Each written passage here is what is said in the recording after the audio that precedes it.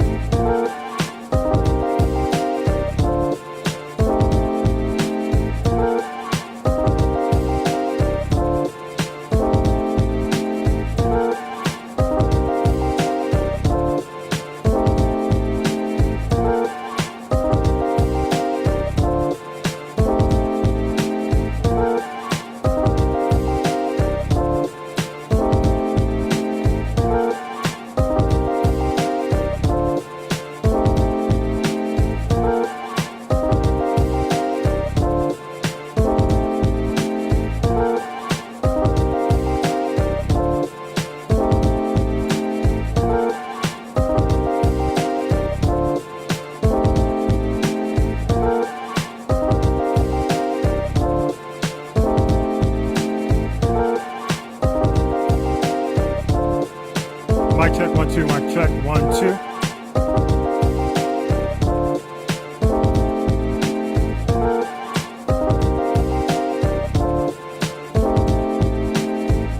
One more quick mic check from everybody. One more. Go ahead. 1, 2, 1, 2. Mic check, 1, 2. You hitting the yellow, everybody? Good. I am. Yep. Hitting the yellow? Yes. Good.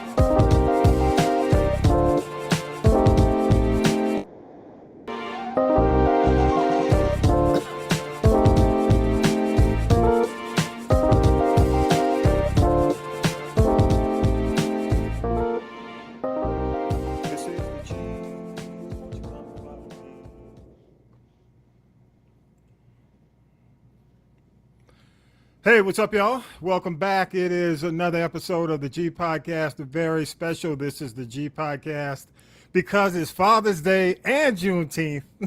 So we don't know which one got priority today, but at least we know Juneteenth is going to be celebrated on the 20th. So we'll make it Father's Day. How about that, y'all? Let's give them all the fathers who might be listening to the podcast, all the fathers who are listening live. What's up?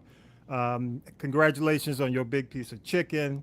And, you know, we're just happy for you. We're just thrilled. Your tie, whatever you got today. Got to say Happy Father's Day to my esteemed panelists in the building. And Tanya B is off this week. Of course, Vi is probably eating his big piece of chicken with his kids right now somewhere in Georgia. But got to say what's up. First of all, to K-Dub. K-Dub is in Ohio, Dayton or Ohii. How's the song go? Ohio. So let's give it up for K-Dub in the building. K-Dub, how you doing, man? Oh, man, I'm good, man. Our temperature finally came from the 90s. You know, we had a few days this week. We was like 97, 98. Oh, it's crazy, So man. It was scorching, but we back down to 85. I know, but you know what's up, and you know I'm coming to Harold Michael Harvey in just a minute, but the last couple of days the humidity came down here, and that's drastic for us. I mean, when I lived in Dallas for 7 years, and one of the things about living in Dallas, you might get the heat, but the humidity might not be. But Georgia, that humidity, man, when it's like what 98 degrees and the humidity is like 70, you know what I'm saying? Yeah. You know, the heat index is like 106. I mean, it's torturous. So I'm just glad the humidity's low. And I got to shout out Newton Collier. You know Newton, probably Harold Michael Harvey. You know Harold, you know him. Yeah. Newton Collier, you know, definitely a legendary horn player. Sam and Dave lives in Macon, Georgia. And he sent me a really good article from Time Magazine that talks about the impact on heat, how heat impacts your body. So definitely, thank you so much. Newton's always looking out for us, sending us stuff. I'll see if I can post that link on the podcast notes this week. But anyway, thank you so much, K-Dub, man. Appreciate you being. Did you get a big piece of chicken, man? What'd you get today? Lots of pizza. Me and the grandkids, it was all pizza, man, about 2 hours ago. So I'm glad man. I was able to make it. I'm gonna let you absorb that cheese, brother, because that cheese, when you become a certain age, that cheese don't play. Yeah, I know. That cheese. All right. Hey, what's up? Harold Michael Harvey is in the building. Y'all give it up, man. The one and only. Yeah, all right. The one hasn't been here because he's been hobnobbing, you know, the upper crust. Harold Michael Harvey, speaking of pizza. But got to say what's up, Harold Michael Harvey. You looking, how do they say in the country, you looking spry? Well, thank you. Is that the country say? Did I say it the right way? Is it, That's right. That's what they say in the country. you looking spry. Well, I tell you, the but closer I get to 80, the younger it looks to me. that's what I'm saying, man. That's what I'm talking about. HaroldMichaelHarvey.com. Go there for everything, Harold Michael Harvey. And Harold Michael Harvey, man, is an author. He is our political analyst. And one of the reasons he's here today, there's so much going on in the world and so much going on in terms of politics. But we're talking about not just our, how do you say it, you know, our everyday conversational politics. This, you know, is our democracy is facing us. I mean, the what do you call it? The fate of our democracy is just staring us in the face right now. And Mr. Harvey, I don't know if people really understand and take that seriously. I mean, this is the 50th anniversary of Watergate.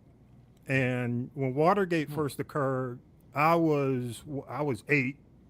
You know, you were 20. And my point in saying that is your perspective is a lot better. But I think was there more at stake then or now with that situation? You actually have the exact same things at stake because both events occurred around a seminal event, and that was a president trying to steal the upcoming election. Okay. Yeah.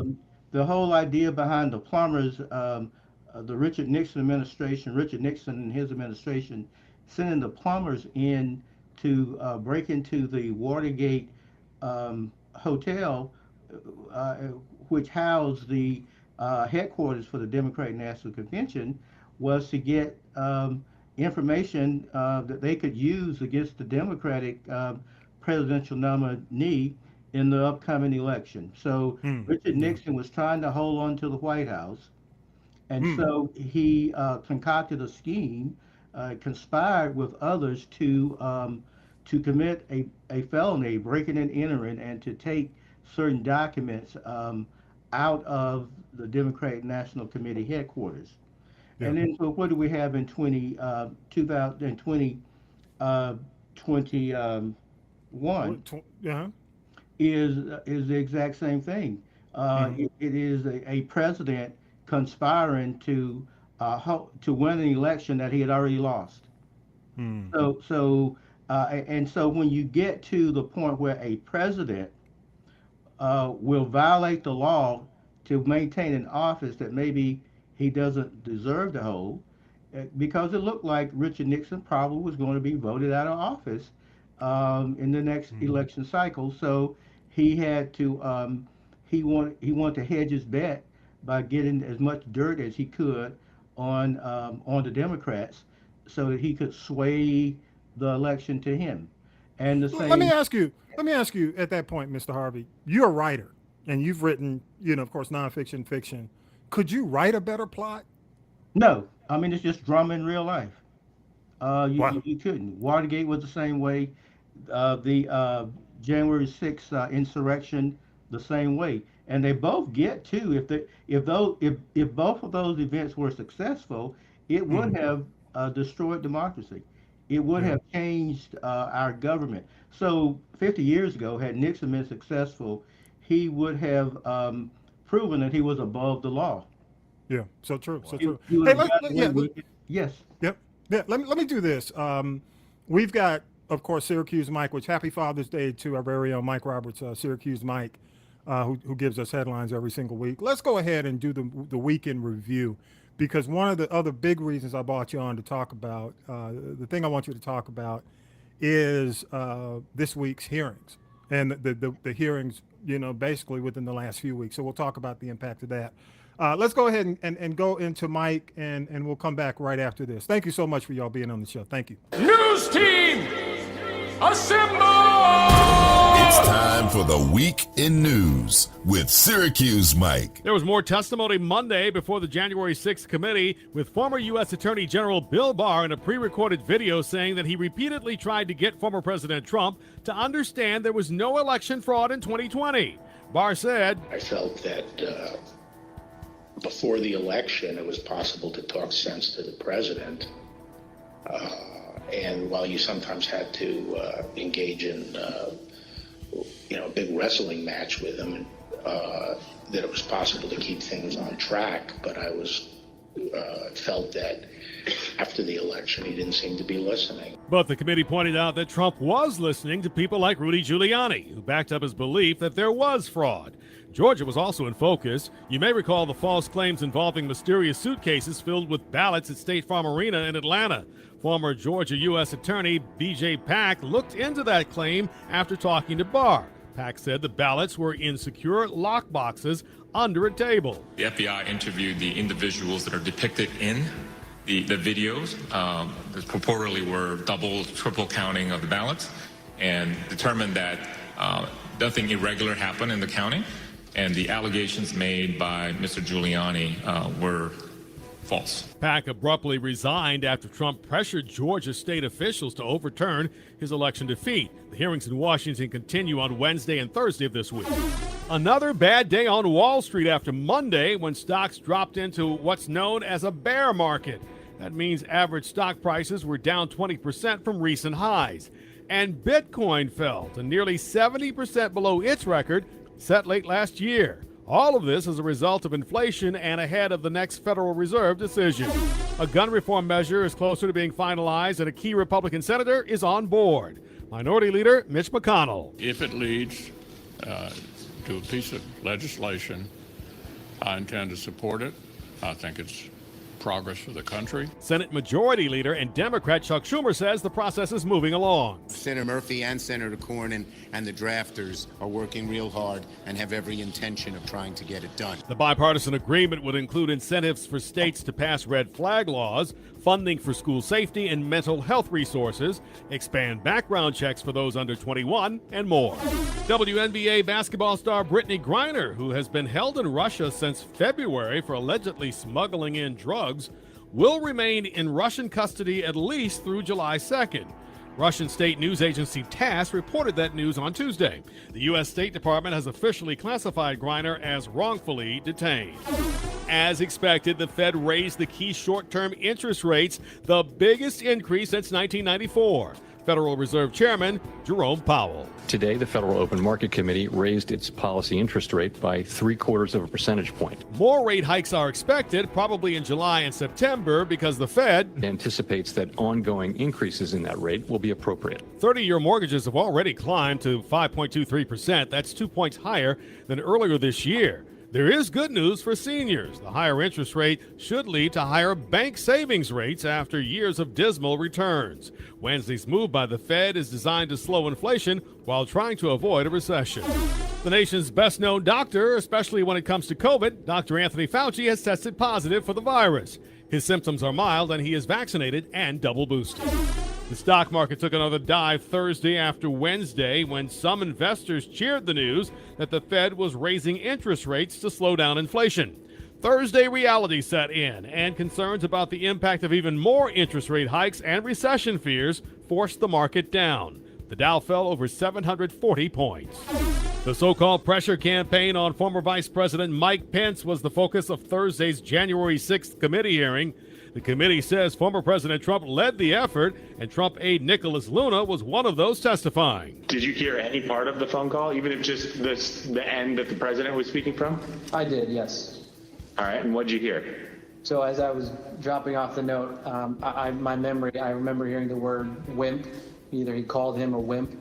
I don't remember if he said, "You are a wimp, you'll be a wimp." Wimp is the word I remember. The Select Committee showed that in his speech to supporters earlier on January 6th, Mr. Trump inserted language to publicly pressure Pence, even though it hadn't been included in earlier drafts of his speech. Atlanta will be one of 16 cities to host the 2026 World Cup.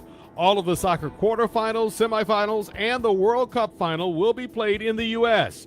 Atlanta was picked because of Mercedes-Benz Stadium, all of the hotels that are centrally located downtown, and an international airport that services the world. This will be the first World Cup on U.S. soil since the 1994 World Cup. Verizon announced Thursday that several of its internet services will start at $25 a month with auto pay and a premium G5 mobile plan. The company says that their internet plans don't have hidden fees, annual contracts, or extra charges for equipment. A third victim has died in that Alabama church shooting. The family of the 84-year-old woman has requested her name be withheld. The shooting happened at a small church in a suburb of Birmingham. Vestavia Hills Police Captain Shane Ware. A lone suspect entered a small group church meeting and began shooting. The shooting suspect is in custody. In sports, Steph Curry was named MVP after the Golden State Warriors beat Boston last night and became NBA champions. Curry told ABC Sports, "We were so far away from it. We were here for 5 straight years and got 3 of them. Then you hit rock bottom with injuries and the long road of work ahead and just trying to fill in the right pieces and the right guys. And to get back here and get it done means the world." Man, I tell you, I got to give it up to Golden State, man, because people counted them out. If you look at what 5 years ago when they were at the bottom, like the worst. How do you say it? It was 10 and they were 10 and 50. I mean, it's like, to come back and win the championship. It's got to feel good. A lot of the naysayers, but I will say this for Boston fans. Your boy Tatum got some soul searching to do in the offseason, man. Y'all agree? I mean, KW, you shaking your head. Go ahead, bro. Come on, say something. Mike, make sure you unmute your mic, man. Let me unmute you because I know you got something to say. Come on. Yeah, I think Tatum, he got some work to do before he get to that superstar status because in this type of situation, do some soul searching, man. Yeah, you got to come with it. This is you got to come with it for a second, then let them win 3 straight. Yeah, well, I mean, it's just like I got to give it up to every team in the finals. I mean, it was amazing this year in the NBA because it was like feast or famine. In the games, it was like there were no close games really. It was like blowouts, all these blowouts, in the playoffs, and it got tight with between Boston and Golden State, but the best team won. I mean, definitely with all the players healthy, with Klay coming back and I hate to say his name. I want Drummond. I can't stand Drummond. But you know, with everybody back, yeah, everybody said that they would definitely do it. So kudos to them. Also, you know, Tanya B still on here. She texted me her food, what she's cooking today. So Tanya B, you off. Take it. But I meant to shout out her dad, man, and we lost him back in 2017. But just a radio legend, James Jimmy Early Bird, man, WILD Boston, and I looked at a picture of him today, and you know, Tanya B, you know, seeing her on screen constantly as we do this taping weekly. That's your daddy. That is Tanya B. So really shout out to her family and definitely the late James Jimmy Early Bird, WILD Boston. Definitely the greats, man. No, they don't make DJs like that anymore. You know what I'm talking about. You know, Yes. y'all know what I'm talking about back in Yes. the day, you know, when they came Yes. on strong, you know, kicking it.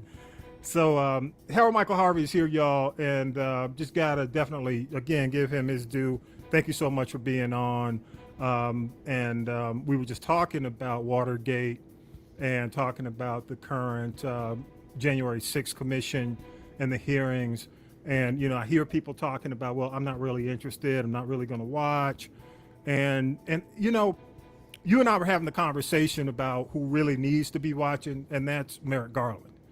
You know, so my question would be, you know, how important is this for Merrick Garland to do his job?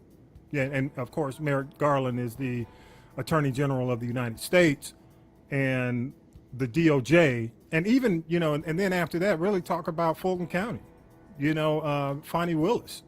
You know, because this week as we tape, Raspensberger is actually going to be a part of the January 6th hearing this upcoming week as we tape on the Sunday. I think it's going to be Tuesday. So what do you think? I mean, Harold Michael Harvey, what are your thoughts, sir? Well, I mean, I think your question was Merrick Garland. Let's go there first. Well, you know, I think Garland has been doing his job. I mean, investigations or things that happen behind the scene. You do your work. You check out everything that comes to your attention about this possible crime that you're investigating.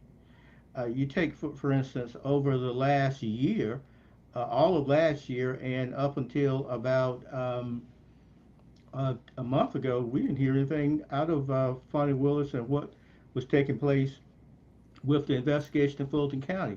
That's because that's a good prosecutor doing their job.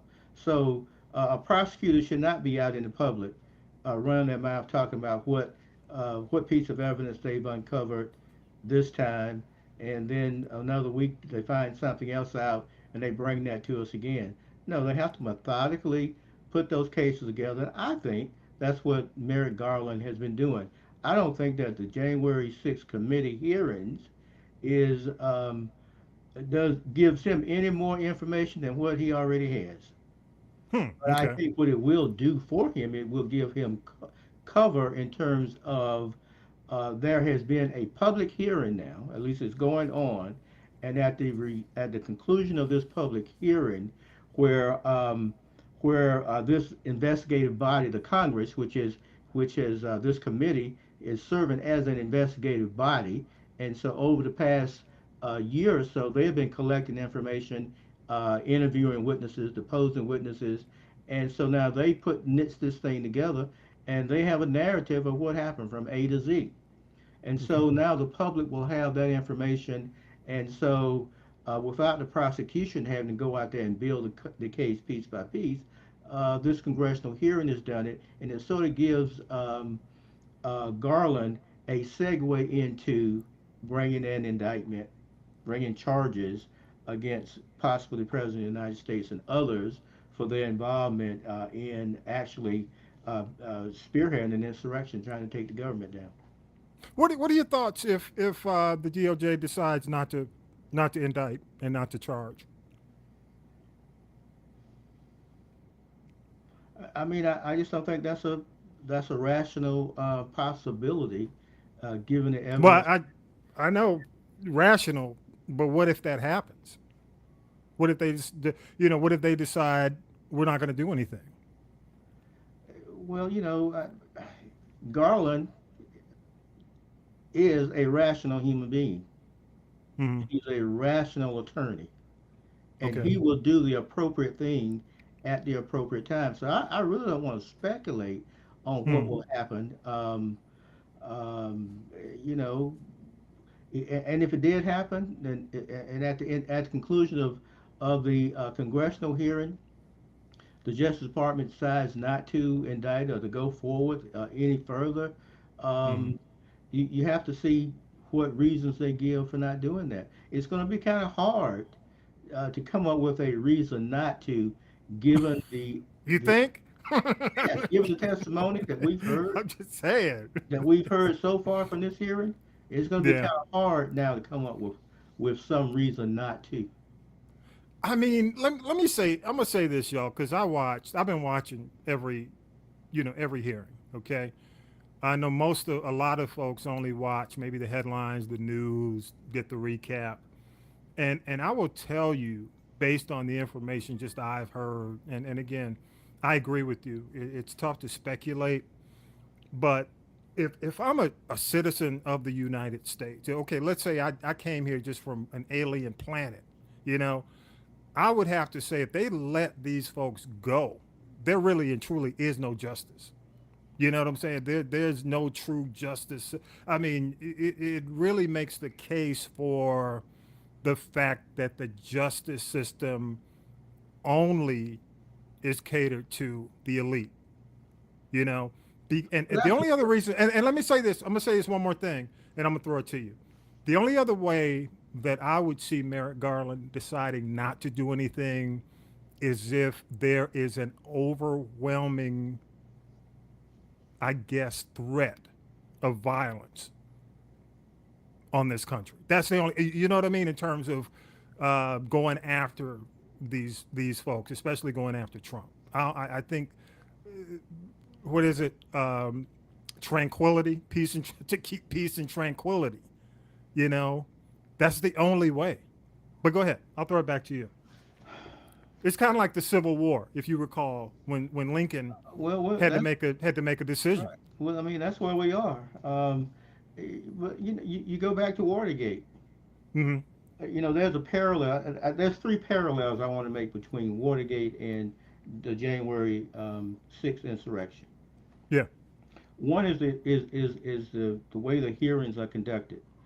50 years ago, I woke up on a Monday morning in Birmingham, Alabama, visiting with my collegiate girlfriend and her family, and her father had the television on, and they were broadcasting the Senate hearing on Watergate, very first day. And so we sat spellbound, and I almost missed getting to the bus station for a ride home to Macon, where I lived. And when I arrived in Macon later in the afternoon and walked in the house, my mom is watching the Watergate hearing. It went on all day, 5 days a week. And so contrast that with the January 6th hearings. The first hearing was held in prime time at night for a couple of hours. And then they've had a couple of days in the last week or so, last 2 weeks, where they've had 2-hour hearings, or at least 2 to 3 hour hearings.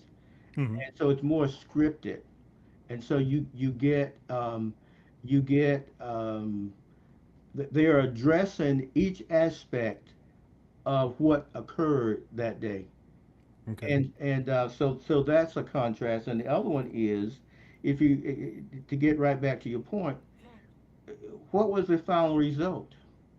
Richard Nixon resigned under threat of being impeached, and his vice president turns around and pardons him. No accountability.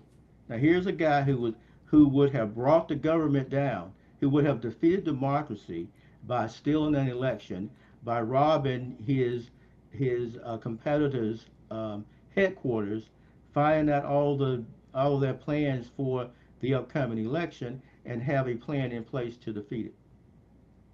So he would have stolen the election, but he gets away scot-free because the vice president comes in and pardons him. And I remember there was an outcry from radicals like me back in 1972 saying that's wrong as all get out.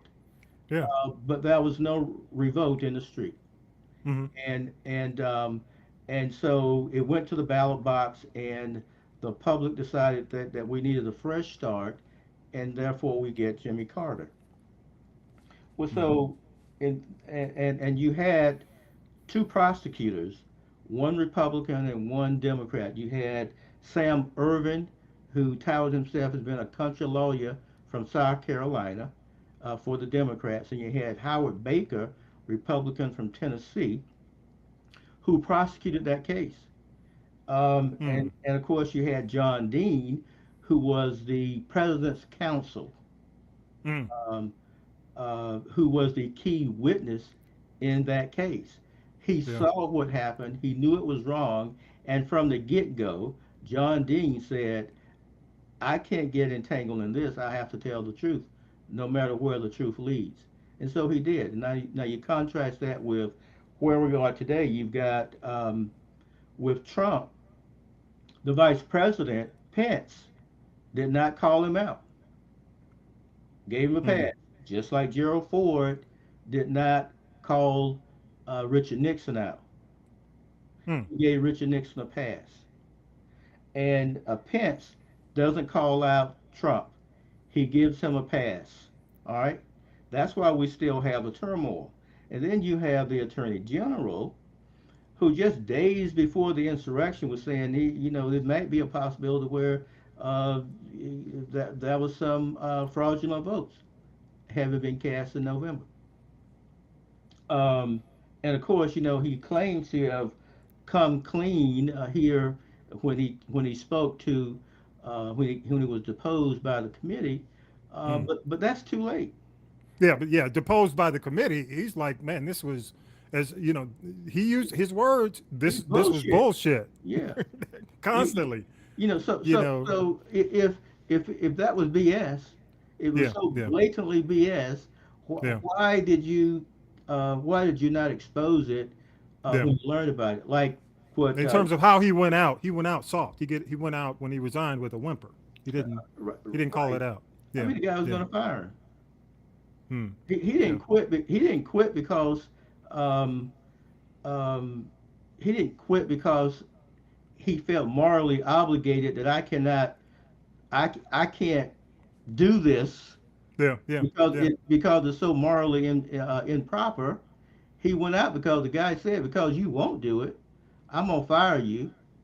So he beat him to the punch and he resigned.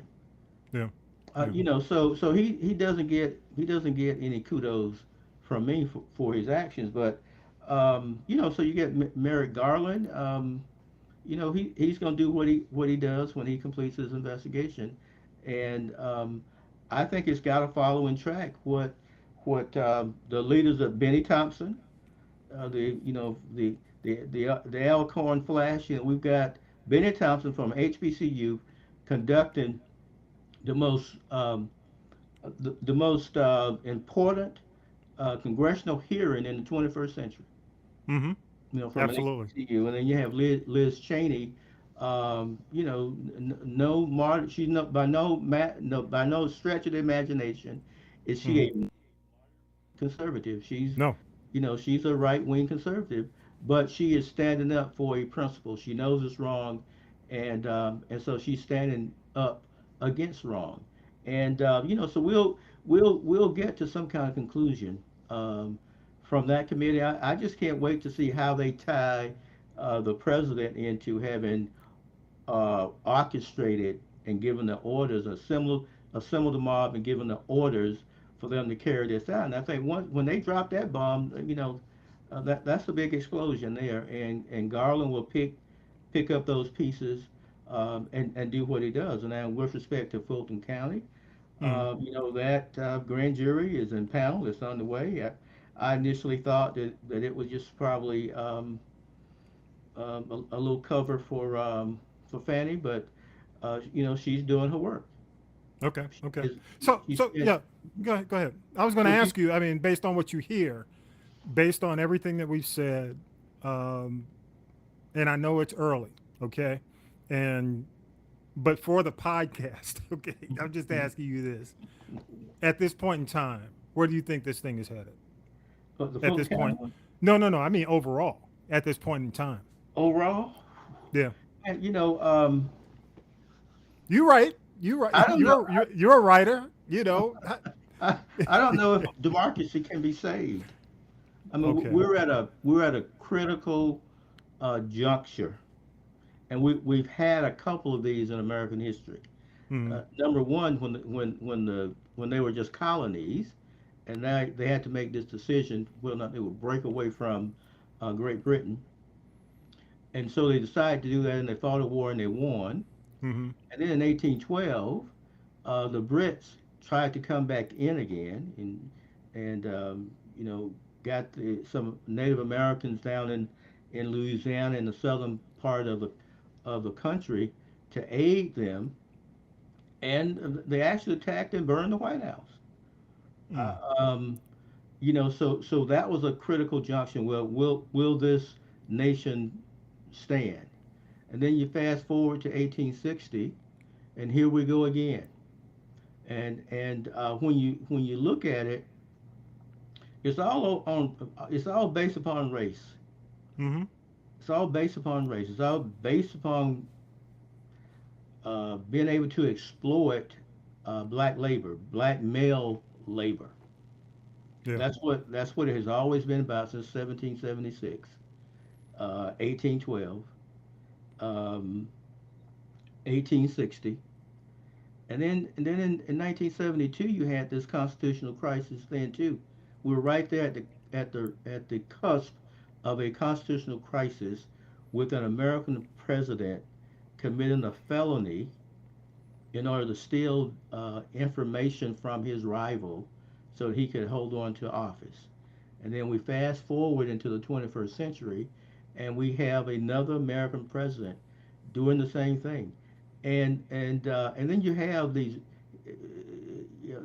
minions who parrot the lies that this guy utters, which brings us to a place where what is true?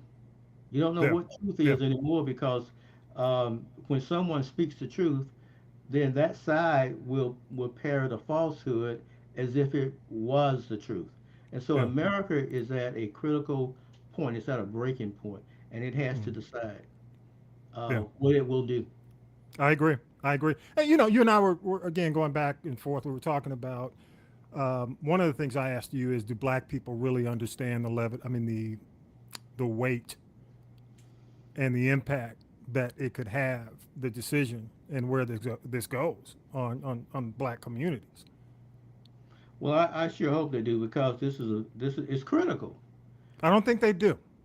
I don't think so either. I think they're looking at the economy. They're looking at all the criticism that the Republicans level on Joe Biden, and they are building up this I don't know if I like Joe Biden thing. So like in 20, which is easy.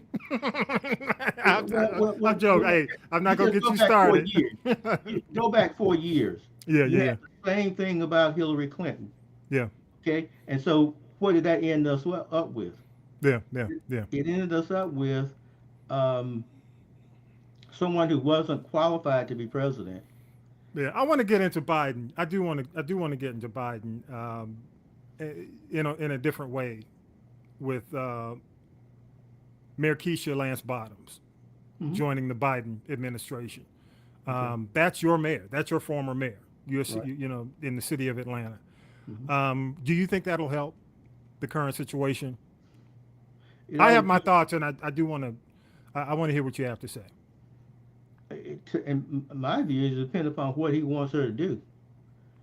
It's messaging, but go ahead. I think it's more messaging than anything. Yeah, but my point is what message he wants her to carry.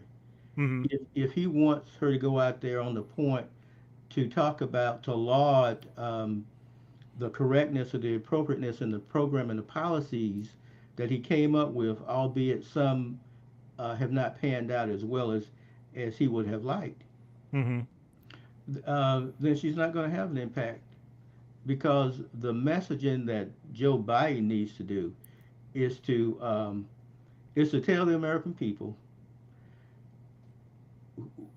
we've tried, we've got this inflation, we gas prices are out of the roof. I understand that, we're doing the best we can on it, but we're at this critical junction in American history.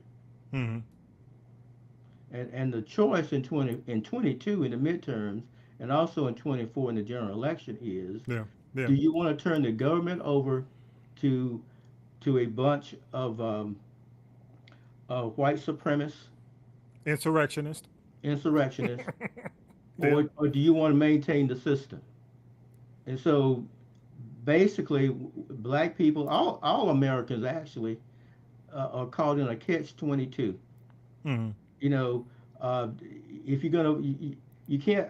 I can't vote my pocketbook in November, and I can't vote my pocketbook in 24, because I know that there's a bunch of fools out there on the other side that, if they get the power, like they've done in Georgia, they've got all this power in Georgia, Mm-hmm. and so whether you look at the laws they legislated. Yeah. The abortion, the heartbeat bill. The heartbeat bill that they passed this year, which is held up in court, which has been held up in court. But go ahead. Yeah, but it's there. Oh yeah, it's there. This talk about critical race theory. What in the heck is that? Yeah, that's not Who is even it critical to? relevant in an elementary. I mean, I'm just saying to you, most elementary school teachers I know, you talk to, it's not even being taught. You get it, and honestly, it should be, but it's not a subject. It's not a subject. It's just something they made up. It's a blueprint that's going from state to state. It's something they use, as a, what do you call it? It's just a word. It's a culture war. It's just a word. It's culture war. It's not a plan, a program. It is a word. Yeah. That they speak as if it is true. Something is happening, but it's not. So that's what we're going to turn the government over to. Yeah, so true. Well, let me say this, and I'm going to say this about Mayor Bottoms. I was a little surprised, but I'll say this only because the only reason I'm surprised is she resigned. I mean, she decided not to go for a second term in Atlanta, and I thought about her resigning or not deciding to go for the second term.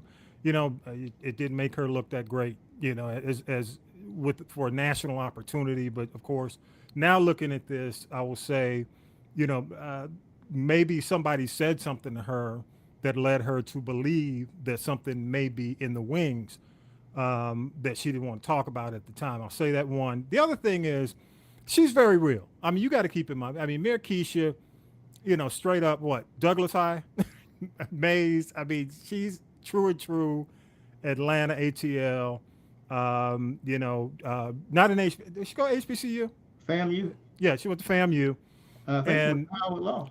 Yeah, yep. And I think when it comes down to it, you're gonna get a real black woman. I'm not taking away from black women in general, but what I'm saying is true. You're gonna get somebody who can put their finger on the pulse of black women, day-to-day black women. Does that make sense to you in terms of what I'm saying? It makes sense to me. And I think that's what they're. To me, it comes back to what Biden wants to. Right, what he really wants to accomplish. He wants to communicate these next few years. Yeah, but I do think that's if they will allow her to give her true black woman opinion in the White House. You know what I'm saying? Not because, and I don't take away from anybody who doesn't have that background, but I will say that having that background and being in a position and this opportunity is an advantage, or could be an advantage for Biden that he really and truly doesn't have, because he doesn't get that from Kamala.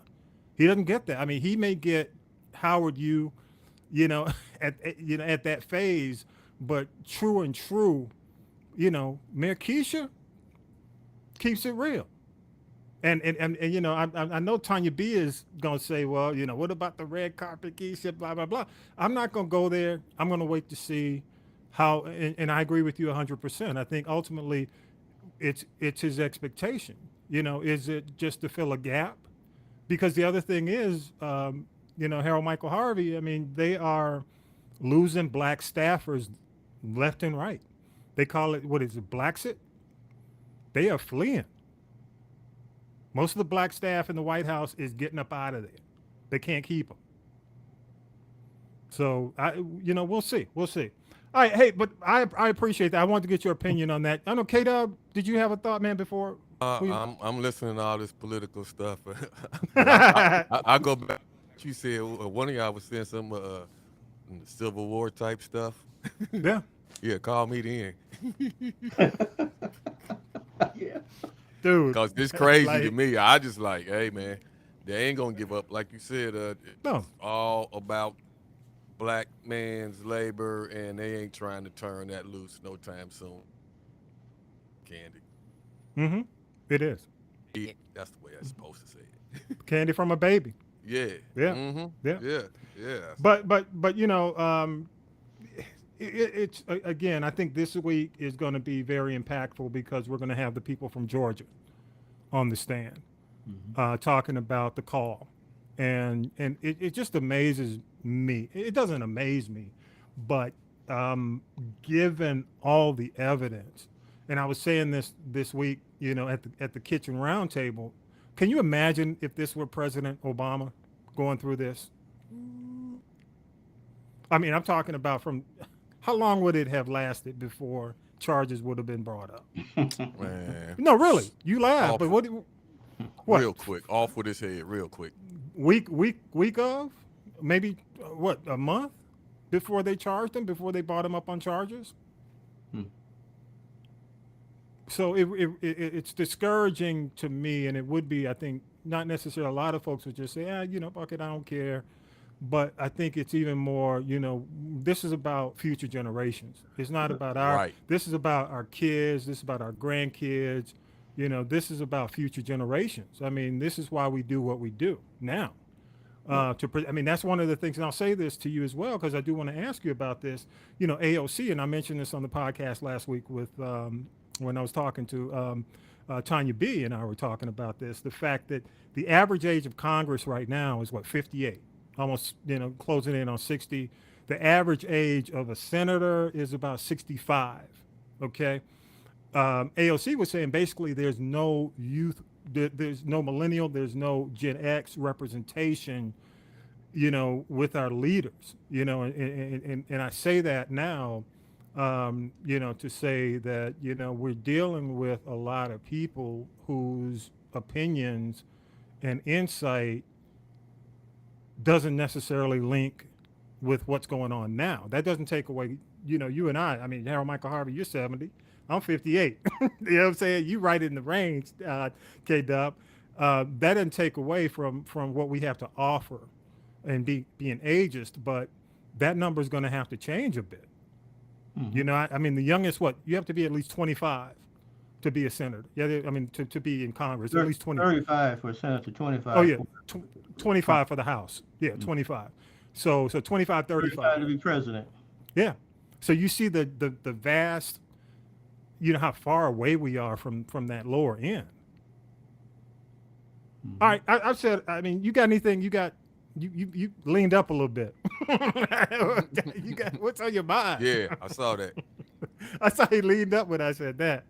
So what are your thoughts? I mean, I don't think the people who are leading the country right now can grasp, I'm not joking. I'm not laughing about Biden falling off the bike this weekend. I mean, that's not a good thing. It's not, it's not a good look. But what I'm saying is you're dealing with a 79-year-old president who's about to be 80, who, if he runs for office, is going to be 82. Okay? And, maybe we do need to start thinking about leveling this thing off a bit. So we'll look at it this way. Not just anybody, but at least starting to take a look. No, you always, it's warfare, okay? Mm-hmm. Yeah. It's warfare. So who's on the opposition? If he doesn't get indicted and go to jail, Trump, what is he, 80 years old too? Yeah. 79? Yeah.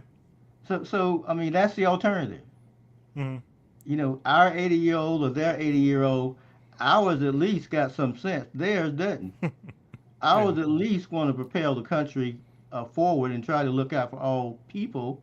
The other one doesn't. He wants minority rule. He wants to maintain white rule, whereas Biden wants to expand to give to bring more people, more diverse people into the process of American democracy. So we can never forget who's on the other side of the firing line. So if it wasn't our guy and it was their guy, is that a choice? And can we get somebody else to go up against that guy? Can we get people away from the messaging of the expensive gas prices, paying more, seeing less in their pockets from week to week, to would you rather save democracy and save the world or worry about your purse? I'd rather save democracy and save the world, and I'll eat tomorrow. Okay. You think everybody's willing to do that? K-Dub? We can save democracy. But you want to eat today.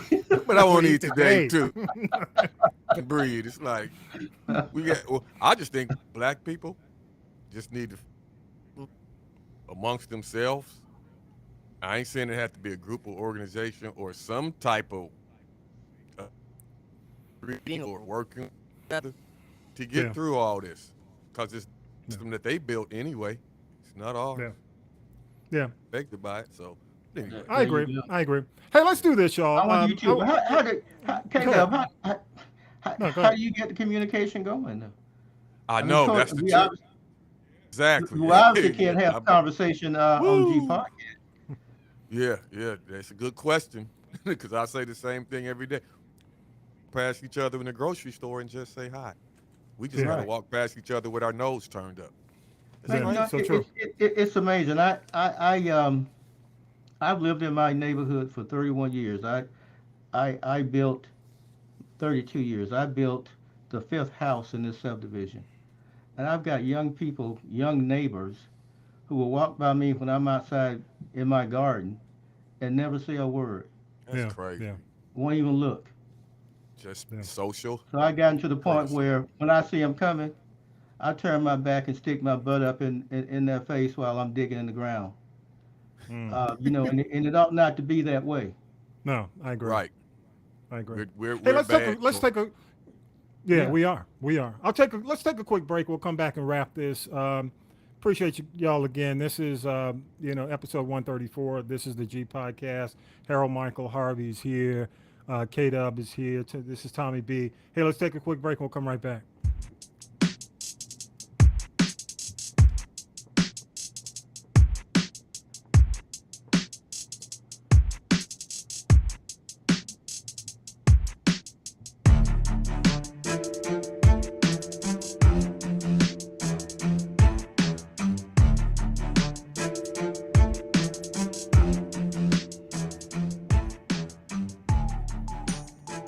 Hey, we appreciate y'all hanging with us. Thank you so much for checking us out. And I want to wrap this in just a few minutes with just a couple of reminders. Get in touch with your rep. Call 202-224-3121. That's 202-224-3121. Remind them that you're paying attention to what's going on with the gun control bills and everything that's going on until there's some kind of closure on this. But and a lot of things that are going on, but please definitely make sure you continue to follow up on this. Shout out to all the fathers on this Father's Day. Thank you. Got to say thanks to my Smurf brothers. Hit me up this morning. They know who they are. I know I'm confusing y'all, but they know who they are when they listen to the show. Again, big thanks to all the folks who listen. Thanks to our social media followers and friends, family. Kudos to my city of East Point, the Atlanta NAACP, and City of East Point, definitely. Councilwoman and NAACP VP Karen Renee shot me some information on great Juneteenth thing they did out there in the City of East Point. Congrats to y'all as well. Also, congrats to McDonough. I saw Big Shaq doing his thing out there. So, definitely Shaq is in the community and doing his thing. He could be resting after all the travel he's done with the NBA Finals, but he's out there doing his thing in the community. And definitely happy Father's Day and happy Juneteenth to everybody. Thank you again, Harold Michael Harvey. Y'all go to haroldmichaelharvey.com. Yes, definitely. Go to haroldmichaelharvey.com. I ain't finished with you yet, sir. I hear you doing. I see you got your lights too short to take fastball shirt. You know, I know you're still out there doing your baseball thing. You love sports, you love baseball, and best of luck for all the sporting opportunities you see before you, and definitely good luck with that, I know it's going to happen. But last words, final thoughts, Harold Michael Harvey. I'll come to you too, K-Dub, but Harold Michael Harvey, final thoughts. Well, if you live in Georgia, Tuesday is election day, so go vote. And if you like me, you'll vote the black slate. Okay. I love. Does that mean we need to vote Kwanzaa Hall instead of Charlie? That's right. That's right. There you go. That's right. But I mean, why the turnaround on Kwanzaa? I mean, why when you looked at Abrams and what's her? I can't think of her name. You know her name. Yeah. Well, yeah. Ms. No. Lucy Bath, and Stacey Abrams said basically they are endorsing for Attorney General Charlie, which I don't, well, let me explain it to you. The white guy from UGA. You got a minute? Yeah, I do. Go ahead. Well, it's a ticket. Mm-hmm. Stacey and Lucy, they don't want to run on a predominantly black ticket. Mm. So you got to get a white person in there, and the only white candidate would be Bailey. Mm-hmm. Charlie Bailey. Yeah. Right, and then of course former state representative Wynn, who took Stacey Abrams' seat in the Georgia legislature. She was born here, but the parents migrated from Vietnam back during the Nixon era when Vietnam fell and we had to get out of there. Her parents came here, and she's done well. So they are supporting her because that gives them a more diverse ticket. I understand that. Yeah. But then why should and you have this woman Hagler out in near your county, next to your county in Clayton County, who is also a former state representative who's on that ballot. She put why vote against her just because she's a black female? Why vote against Kwanzaa Hall just because he's a black male? Why? I mean, today is June 19th. And what really June 19th is, it is that day when the ruse that white folks had been pulling on black people in Texas finally came to an end. Yeah. The war had been over with over April, May, June, for about 2 months. And white people 2 years. knew it. 2 years. No, it was 2 months. Okay, I thought it was 2 years, but go ahead. White people in Texas knew it. Yeah. But they didn't tell the people because they wanted to continue to exploit the labor. Right. So you want me to go out and celebrate it? Celebrate the day that that shows me what this country is all about. And then see, it's about freedom.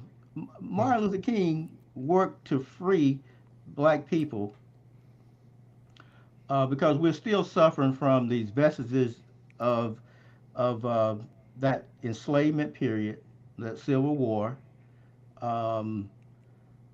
We were never paid for the labor that we had worked, that we had done all of those years.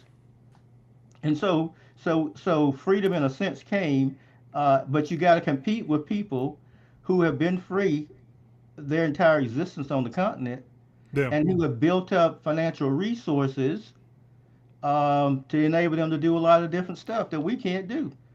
You know, so it's all about freedom. So anytime an African living in America can obtain some political or business advantage, I'm all for it. Yeah, I agree. And so Kwanzaa, you know, I've had some issues I'm gonna give it with up. Kwanzaa, but I'm voting Kwanzaa. There you go. And it is 2 years. I don't care what you say, Mr. Okay, it's Harvey. 2 years. All 'Cause right, I lived 2 in, years. I lived All in right. Texas, all right.